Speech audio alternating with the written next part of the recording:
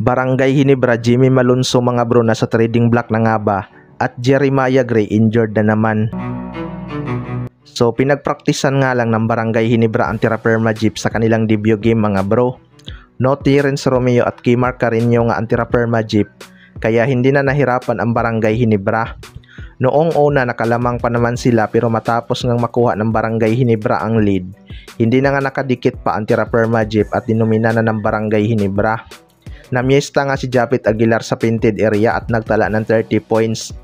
Wala kasing big man ang Terra Firma Jeep na makakapigil kay Japit Aguilar mga bro. Pero kung may si-stand, Vic Manuel at Terence Romeo sila, baka isang intense na laban pa ang ating napanood. Good thing din sana mga bro dahil ginawa ngang starting ni Coach Timcon itong si Jeremiah Gray upang makakuha agad ng kumpiyansa. Kaso sa hindi inaasahan, nagkaroon na naman ito ng injury at hindi na nakabalik sa laban. Sana naman ay hindi ganun ka-serious ang kanyang nakuhang injury mga bro dahil kakabalik niya pa lang kasi. Sinisira talaga ng injury ang karir nitong si Jeremiah Gray mga bro. Simula nga nakuha ito ng Barangay Ginebra, lagi nga itong nagkakaroon ng injury kaya wala pa itong nalaro na buong conference. Sayang talaga tong si Jeremiah Gray mga bro dahil isang athletic na guard nga to at game changer. Kaso hindi lang talaga siya makabuelo dahil laging nai-injury. Hindi rin basta-basta ang kanyang nakukuhang injury dahil isang taon bago gumaling. Sa kabilang banda naman mga bro, Jimmy Malonzo nasa trading block na nga ba?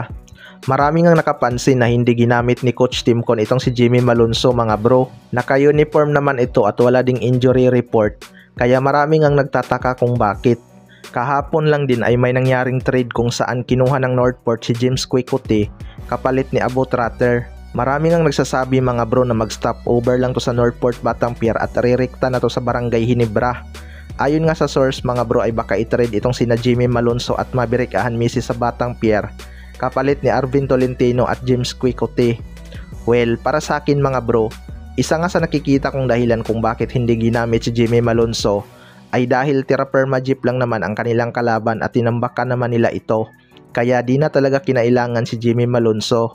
Matatandaan na na-injured na naman itong si Jeremiah Gray at kamuntikan pa si Scottie Thompson. Iniwas lang siguro ni Coach Timcon si Jimmy Malonzo dahil baka ma-injured pa ito. Pero pwede rin talagang nasa trading block ito. Si Maverick Ahanmisi naman nasa 60% talaga na matrade ito kay James Quickote mga bro.